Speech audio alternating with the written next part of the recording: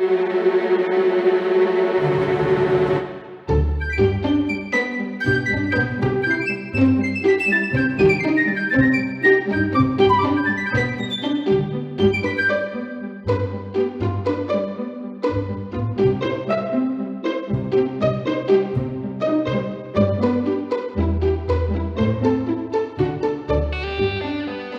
just the sort of person who thinks that sticking your finger up a sheep's bottom on Good Friday makes you fertile. That's rubbish. It's Easter Monday. Yes, remind me not to shake your hand during a religious festival. Welcome to episode 25 of the Blackadder podcast, where neither of us are getting our hands shaked. Shookened. Yeah. Nah. It is just about Easter as we're recording this, right enough. It's the perfect time. Mm-hmm. I'm feeling very fertile. I'm not sure that additional fertility is something that either of us require. No. The exact opposite. How did you enjoy this episode, Gerry? It was okay. It was different. For me, it was corporal punishment from season 4 done not as well. So they've copied it, you think? Yeah. There's very many similarities which we can get to. Yeah, I didn't see it quite like a duplicate, but they certainly focused a lot on a guest star who was making a one-off appearance, which isn't really something we've done before in any of the series. I mean, even when you had like Robbie Coltrane come in or whoever else, it was still about Blackadder and the Regent in that case. But this was interesting. Yeah, it was different enough, I think, to make it interesting. Yeah. Larger production values, greater production values, outside sets. Yeah, no, I understand they built an entire village and burned it down. Did they? That's what I'm told. Do you have some trivia later on for us on that? No, I've just done it. Okay, cheers. That was the trivia. Okay. Do you have a summary? As always. Crackle on. Oh.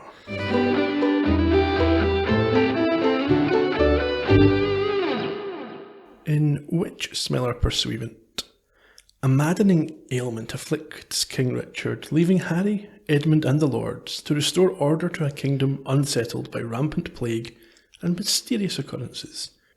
When Edmund finds himself on trial for witchcraft, he must hope his nearest and dearest can find a way to secure his freedom. The testimony of his horse Black Satin may prove crucial, but can the Blackadder count on his steed's loyalty, or is his execution on the cards? Thanks, Ian. Spellbinding summary there. Oh, that's a good one. We're in a peasant's house pre-credits this week. Yeah, I think it must be two couples, 2 women and 2 men discussing the plague. Yeah, and there's a girl there, perhaps one of their daughters, whose fear of this plague is dismissed by the families, who espouse the benefit of what? Well, they think they'll be safe now they know about the rats. This is a case of urban wisdom, I think, for the time. Lack of. Yeah, so they've convinced themselves that eating rats will keep them safe from the plague. Yeah, daily rat. Yes. Keeps your doctor away. Yes, certainly does, because they eat the rats and immediately die. The credits roll and we have another scroll. Well, there was a bit before that, actually. The woman screamed and the opening credits came out of her mouth. Did they? Yeah, and it reminded me, anyone listening to the Columbo podcast, a bit like their scene in Death Lends a Hand back there where they had a pair of glasses and part of them was rolling film. It was that sort of idea. A portion of the screen displayed the credits initially before it expanded to fill the vista. Nice. Tell me about the scroll. Okay, by the autumn of the year of our Lord 1495, the Black Plague once again howled westward across Europe from the Indies, carried by seamen, and entering England by the Southwest Passage. I think that's another homophobic reference there. No. Don't think so. Okay. It's just a bad sexual joke. Okay. Each day, thousands died. Village after village disappeared in its evil wake, and not even the best and noblest escaped its horror. Somewhat bizarrely, the plague doesn't actually get mentioned for the rest of the episode. No. You called it the Black Plague. That's what it says in the scroll. It's the Black Death or the Plague, but the scroll said Black Plague. Okay. We're in the castle, in a corridor. Yeah, Edmund's doing something to a portrait, I think, because he has it in his hands and he hides it behind his back as his brother approaches. Yes, to tell him that their father is under the weather from a case of the plague and would appreciate a visit from him. Immediately. Up in the king's bedroom, outside, his mother sits. I think she's darning or sewing or doing something. Crocheting, yes. As Blackadder tentatively opens the door to be greeted by who? What? Well, the king's kind of marching around his room with his full armour on, waving his sword, and Edmund backs out quickly, shuts the door, but the sword follows him through the door, and the Queen asks how the king's doing. Blackadder says, well, at least he's up. Yes. Down in the dining room, Harry is about to start a conference with his council when he is summoned by the king, who he nervously leaves for and puts Blackadder in charge. Well, as you know, today we face the gravest crisis this country has known since the Roman invasion. Rubbish! Rubbish! What about the Viking invasion? And the Norman invasion! And the Swiss invasion! Well, the greatest crisis for some time. And we all know why! Why? Because the king is possessed! What? True.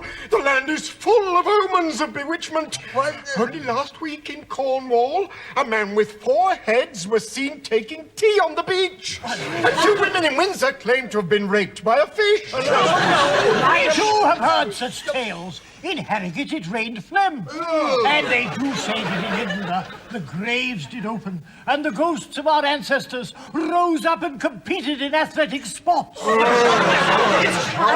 And a friend of mine had this awful pimple on the inside of his nose. And a farmer in Rye heard a cow reciting Geoffrey Chaucer. A young woman in Shropshire saw Geoffrey Chaucer in a field mooing, suckling a young heifer. Oh, yes. Gentlemen, surely we aren't the sort of people who believe in this sort of thing. I mean, next you'll be telling me that washing your hair in bat droppings stops you getting It's true. I couldn't find enough bats, and look what happened. I move that we do the only thing we can do to remove this curse from the kingdom. Ah, well, that sounds like the answer, doesn't it? Send for the Witchsmeller Pursuivant. Blackadder is not keen on this course of action, but Percy is more open to it due to the constant pressure he feels from different omens. Can you tell me about some of them, or one of them? Well, he already mentioned in the clip there the pimple on the inside of the nose, and he's perturbed now because he recalls seeing a horse with 2 heads and 2 bodies. Although I think Edmund's able to persuade him it may well have been 2 horses standing next to one another. I think Percy agrees that may have been the case. A dismayed Blackadder then ridicules Percy's belief in the fertility benefits of sheep fingering. We heard that at the top of the show in the opening clip. We did. Blackadder wants to know who this witch smeller is, and Baldric says he doesn't know, but the old crone Mistress Scott from the village would know. Percy's a bit worried about that course of action. Why? Because everyone in the village has the plague. Yeah, but Blackadder doesn't buy this. He thinks the plague is just an excuse by the peasants to get out of doing a day's work. Yeah. As soon as they arrive at the village, however, Edmund changes his tune, having clambered over a few dead bodies and observed the generally gnarly nature of things. Yeah, I mean, I think he admits that there may be some genuine cases, as he is greeted by a number of peasants. Yes, they all recognise him. So Baldric advises that he disguise himself in case someone with a grudge tries to infect him. Yeah, he agrees with this and walks through a washing line, coming out with a strap across his face from a garment that flows behind him. Yeah, it looks like Zorro or something. It doesn't hide his identity in any way, but everyone now greets him as Stranger. Well, you say everyone, not everyone. They're the 2 peasants who we'd previously seen on the roadside. Yeah, they too. do greet him as Stranger, and then one turns to the other and says, "Who do you think that was?" He says, "It's Prince Edmund." So they go to Mistress Scott's house. Yeah, we get a direct lift from Monty Python here. Tell me. A man comes out ringing a bell, shouting, "Bring out your dead," but the twist here is that he himself then dies. What do they find when they get to the crone's abode? The charred remains of Mistress Scott and her pussycat. Yes, indeed. And we discover that many of the villagers have no idea what's happened to the burned pair. So they say. Yeah, they're not the best at lying, are they? It's possibly one of the worst attempts at obfuscation I've ever seen. Yeah, because we quickly find out that she was burned as a witch by the Witchsmeller, who apparently is a master of disguise. As that said, a hooded figure with red eyes moves from the crowd and stands behind Blackadder. Yeah, he's a very devilish looking creature. Yes, who knows who that could be? As Blackadder then claims that he is a clever Pete, or Jake. I think, yes, start out with Jake and then he goes with Pete after that and back to Jake. Yeah, he says he knows that the Witchsmeller has a dodgy nose and made a mistake in burning Scott. Yes, he says they should kick the big-nosed bully straight out again. The man behind them, who we presume to be the Witchsmeller, takes some interest in these words. Yeah, he's got an evil smirk or grin at this point. Back to the castle. With his tattooed knuckles and 2 eggs, the Witchsmeller tries to demonstrate to Harry how he protects good and crushes evil. Yes, but he crushes both these eggs, much to Harry's confusion. Do you remember his explanation for why? No. He says, some that seem good sometimes proveth to be evil. Well, that's very true. Blackadder, Percy and Baldric arrive back at this point, only for Blackadder to get caught insulting the Smeller. Oh, yes. Well, Big Nose is back, is it?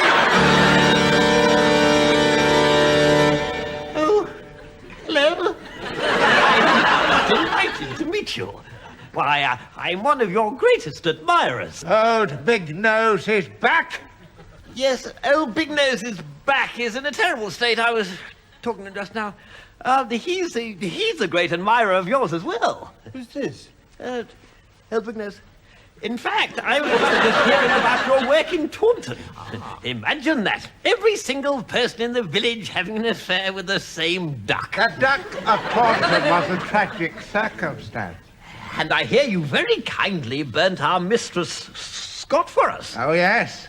And her pussy cat. But have you found the chief witch yet? I feel I may be very close. Oh, get the kindling ready. Make sure that steak is well done.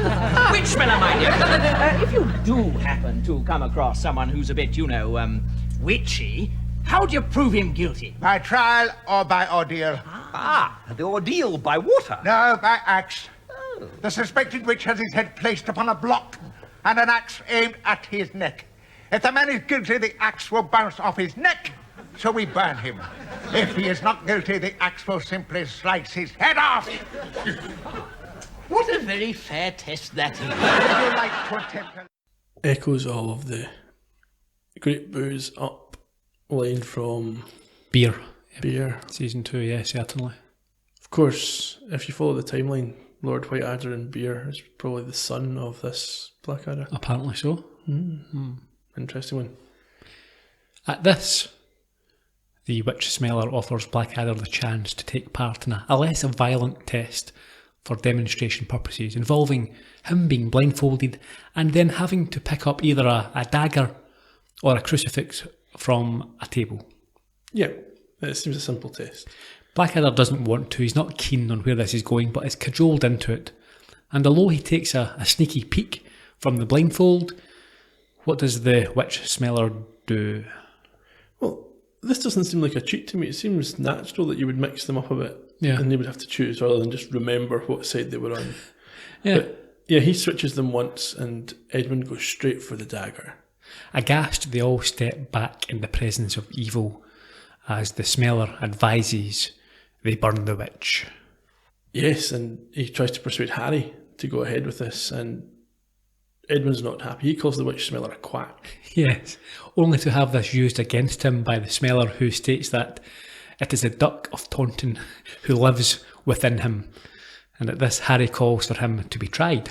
The next day, I think. The very next day. Yeah. So that's where we are. Edmund arrives for his trial, and Percy tries to appear as his counsel. Yes, but he is not happy when he hears he will be sentenced for being in league with Blackadder if he is found guilty. And in addition, the Witchsmeller asks the court to refuse to hear from Percy, as he's a man who may be a witch himself. Yeah, I mean, that certainly reminds me of corporal punishment. There's elements. He's not quite as... Well, we don't know if he's going to be as incompetent as George, because we don't get to find out. Mm-hmm. but I meant the fact that the Witchsmeller asked for... Yes, the case to be closed Yeah, straight away, yeah. That's what happened. Yeah. Harry agrees as the presiding judge and closes the case for the defence before it even really begins. So the Witchsmeller starts his questioning of Blackadder by asking if he is a Christian and can recite the Lord's Prayer. Yeah, and Edmund says he can say it backwards. Oh, that's not good, is it? That's talking... Confession! I think that's a sign of evil. It is. And the Witchsmeller wants to reinforce this point by asking him about his cat. Which Blackadder admits he owns. It's called Bubbles. Beelzebubbles. Oh. Worse still, Blackadder admits to speaking to his cat and offering it bloody milk. Milk with blood. We then hear that Blackadder's horse, Black Satin, was offered carrots. I think Percy speaks up at this point and says that carrots aren't in any way devilish. There's nothing in the Ten Commandments about this. But the Witchsmeller is not dissuaded. No, he reads from his own version of the Bible, where an appendix to one of the commandments forbade eating from the carrot tree. Yes, and Baldric states that carrots don't grow on trees, which leads the Witchsmeller to ask him how he got to know so much about carrots. Yeah, so he uses this to bring Baldric into the conspiracy. The Smeller then calls Satin as his first witness, and he puts it to him that he was involved in a naked orgy of evil with Blackadder. Satin doesn't respond to this question. Yes, and the Witchsmeller claims that this is a sign that he has something to hide. The next question for Satin is whether he is a servant of Satan. At which point the horse makes a sound, and Harry questions was that a yea or a nay. Yeah. The Witchsmeller concedes it was a nay, but that he's not persuaded, and he has ways of making the horse talk truthfully, and he asks for a recess. He does. So we head down to the jail cell, where the three of them are now locked up, and Blackadder receives a visit from his less than sympathetic mother, it would seem. Yeah, she says he always was a bit of a fibber. Yes. Percy, however, has a solution. My lord, I had an idea how to get out of this. Yes? Send for all the greatest lawyers in the land and they could save you. Brilliant! Contact them at once! I've already done it, my lord. Oh, Percy, thank you! Are those the letters? Yes. Read them. Very well. This is from Robert Wyatt in Somerset. What you ask is against reason and God. I spit on you and your master and look forward to passing water over both your graves at a later What does that one say? It's from John Watts. Oh, Stinker Watts! Dear Percy, of course I remember being at school with Prince Edmund and yourself, and so was very interested by your letter.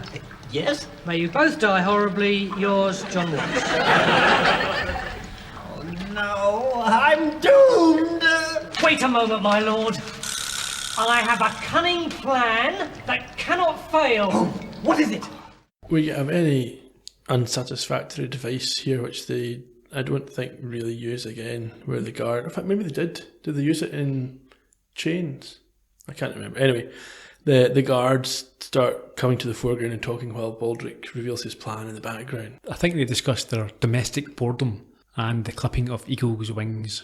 Well, at first, the one guard is asking the other to come over for dinner that night, and he says no because the food tastes like manure, and frankly, he finds that both he and his wife very boring. But he agrees to come next Thursday. Back to the court. The three are back in the dock, but this time with a degree of confidence, and are happy to give some back to the booing gallery. They are. A bit of... bravado. A bit less meekness. The Witchsmeller starts by informing us that Satin cannot return. No, he's dead now. I'm sure it was just an accident. No doubt. Edmund is furious at the death of his horse. We don't even know if it actually is dead. I think it probably is. Probably. Fortunately, though, Satin signed a written statement of truth, which the Witchsmeller reads out to the court. Do you remember what it said? Tell me. I, Black Satin, confess that my former master Edmund is the servant of Satan, and I spoke to him on the matter frequently over a gallon of stable boy's blood. And it was signed with the horse's hoof. It was, there can be no doubt it was the truth. The Witchsmeller calls his last witness, the elderly Jane Fairkettle, who admits to having seen Blackadder before, although he claims she simply recognises him from a coin. Yes, she claims to have lain with him and given birth to a progeny as a result, and she's asked whether the son of Satan can be seen in the court today. Yeah, but before that, do you remember how long she gestated for? Was it not the next day or the next week? 3 months. 3 months, okay. Yeah. It was a short period anyway. Yeah, well, you would, yes. That's how the devil works. Yep. The camera pans around the court. We see a man with a red face and horns as she tries to identify the son of Satan. But it's not him. No, she points at the poodle produced by the Witchsmeller. And the Witchsmeller is delighted at this clear evidence. He wants to use this as one of his 3 foundations for his case. 3 proofs of witchcraft: a cat that drinks blood, a horse that talks, and a man who propagates poodles. Before he dramatically falls to the ground and demands that Blackadder be burned. Harry is not unsympathetic to Blackadder's situation, and whilst the prescriptive penalty is death by burning, he prefers to burn him alive. Yes, taking into consideration his good background. Yeah, Edmund's not convinced that's much of a concession. No, and it all gets a bit weird next. When asked if they have anything to say, they take the opportunity to put in place Baldric's plan. Yes, the 3 of them, I think they kind of link arms or whatever, and they jump and land in a different part of the castle altogether. Yeah, they teleport. Yes. What's going on here? They used magic. He's a witch. Yeah. Who's a witch? Baldric. Okay. We know this because there's a moment later on when it's clarified. Is it? Yes. Okay, tell us about that when we get there. Yeah. We're now in the castle where they have landed. Yeah. They try to hide in the king's room, but he throws out the Turkish pigs, who he assumes they are, and they are then cornered by armed guards. Yeah, their escape hasn't really worked out at all. No. I mean, if you've got magical powers, you could do better than that. Well, maybe that was a shortcut. But why go to the castle? Go miles away. Yeah. Well, maybe he didn't have that kind of power. No. Maybe his specific power is to jump to the king's room. Or maybe there was a laundry chute or something. We see a sign for the public execution. And then our 3 heroes in the cell with their heads shaved. Yes, they're not the most convincing bald caps, I have to say, in the world. Nah. The guards at this point refuse to participate in a very mundane escape plan involving smuggling them out in laundry baskets disguised as washerwomen. Yeah, I think it sounds like they've heard this before. Many, many times. It's not worth their life. I mean, if they get involved in that, they'll be executed themselves. Absolutely. In a pleasing throwback to the previous episode, Edmund's wife arrives. Yes, with his mother. Yes, Leah finds it amusing that they've had their heads shaved. Yeah, she's no news of a reprieve, and, as you say, seems more interested in their pets. She's very upset, though, because she's not being allowed to attend to the execution. But on the other hand, the view from her window, she supposes, might well be better. She does, however, have a small bag for him from his mother, which he hopes contains escape tools. Now this, again, is another nod to, or corporal punishment is another nod to this. A preemptive nod. Yeah. Yes. But it does not contain a nail file or a chisel or a hammer or any tool. Or a small wooden duck. No, none of those things. It has a doll. Yeah. His mother and wife leave at this point. They do. Well, yeah, his wife says her goodbyes, and the Queen's about to leave without saying goodbye when Edmund calls her back to bid her a fond farewell. We're down in the village. Tied to a bonfire, their time is nearly up. And Blackadder doesn't want to listen to Baldric's plan. He does, however, wish to confess. I should like to confess in front of God and this rather small crowd that I have occasionally done things wrong. Be more specific. Well, I have erred and strayed like a lost ox. Sheep! Sheep. I have coveted my father's adultery. Get on with it! I have not honoured my neighbour's ass. All right, the fires! I'm a witch! I'm a witch! I'm too